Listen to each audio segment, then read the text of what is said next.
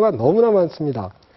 지금 여기 달동네 사진이 2장이 나와 있는데 지금 현재 이 모양 위쪽 사진은 조금 달동네 같은 애 이런 느낌이 들지만 아래쪽은 별로 달동네라는 느낌이 잘 안 들 거예요. 그리고 이게 밤에 불이 들어오게 되면은 야경이 참 멋있습니다. 근데 짐작하시겠지만 실제 달동네 안에 들어가면은 집 대충 대여섯 집에 공중변소 하나 죽어졌고는 말이 아닙니다. 지금 여기는 이제 광산촌인데 광산촌이 잘 될 때, 우리나라 석탄 산업이 융성했을 때, 이럴 때는 이미자 씨나 하춘아 씨가 상당한 출연료를 받고 거기에 공연을 하는 그런 정도로 융성했던 때가 있었습니다. 근데 폐광이 된다면은 지금은 이젠 거기조차도 떠날 수 없게 된 몇 집만 남아 있는데 이 역시 멀리서 보면 산중턱에 마치 별장촌처럼 보입니다. 안에 들어가 보면 이건 달동네보다도 훨씬 더 심각한 상황인데도 그렇게 보입니다. 그게 문제죠. 풍수에서 보지 않은 것은 말하지 말라고 얘기했지만 이때 본다는 것은 속속들이 다 들여다보라는 걸 전제로 하기 때문에 천상의 지리학 가지고는 안 됩니다. 항공사진 판독, 지도상 이런 걸로 의사결정을 하는 게 아니라 직접 답사라는 게 밟을 답자니까요. 당신 발로 직접 밟아보고 다 안 다음에 결정을 하라. 풍수는 그건 철저합니다.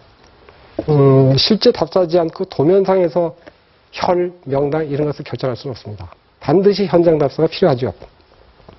그리고 지금 북촌 한옥마을은 물론 한옥마을은 외국인들이 상당히 좋아하고 관광 자원으로서의 용도는 충분히 저갈하지만 실제로 한옥을 제대로 짓자면 비용이 상당히 많이 듭니다. 그리고 개선하면 되겠지만 한옥을 원칙대로 짓게 되면 기능에 또 문제가 생깁니다. 그러니까 우리가 현대 생활을 하는데 썩 좋은 것은 한옥은 아닙니다. 그렇다고 근데 북촌 한옥마을을 지금 제시한 것은 이런 경우에는 보이는 것도 괜찮다라는 경우도 있습니다. 그러니까 풍수가 얼마나 제가 제일 처음에 논리적이지 않다. 비논리의 논리 뭐 이런 표현을 쓰면서 얘기를 시작했는데 지금 이것도 그런 식이죠. 처음에는 보이는 것이 다가 아니라 그랬다가 한옥마을의 한옥 지붕의 곡선 같은 경우는 보이는 것만으로도 참 좋다. 이렇게 얘기가 됩니다. 대단히 복잡하고 역시 논리를 좀 벗어나는 그래서 또다시 직관의 중요성이 강조가 됩니다. 이런 집을 좋아하는 사람도 있을 테고 싫어하는 사람도 있을 겁니다. 예를 들면 제가 고등학교 2학년 때 처음 수세식 변기를 보고 그 위에 일어서가지고 쭈그려 앉았습니다. 걸타는 게 아니라 그건 뭐 소설에도 보니까 뭐 그런 장면 묘사가 있더군요.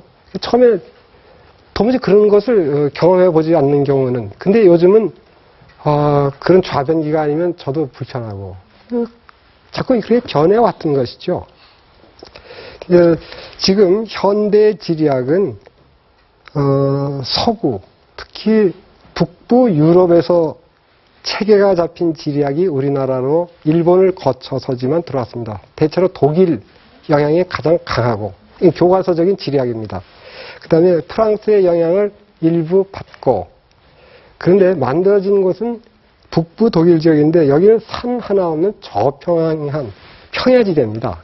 우리의 평야 개념하고는 좀 다르지만 왜냐하면 여기는 빙식 지형이기 때문에 빙하가 싹 깎고 지나간 데라 우리처럼 구름 하나 없이 그냥 확 밀어버린 실제로 토양의 비옥도는 매우 떨어지죠.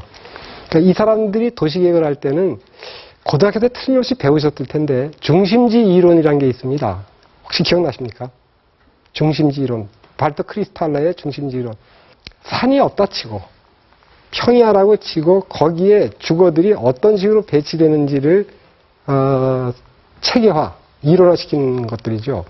근데 이건 이제 우리나라에 그대로 적용시켜 놓고 보면은 우리나라 근대화 초기에, 개발 초기에 그런 문제들이 많이 벌어졌죠. 우리 풍토가 아닌 데서 만들어진 이론을 그냥 덮어씌우니까 이건 뭐 지리학뿐만이 아니라 계획학 일반, 도시계획은 지역계획이건 일반적으로 그런 식의 실수들을 많이 했습니다.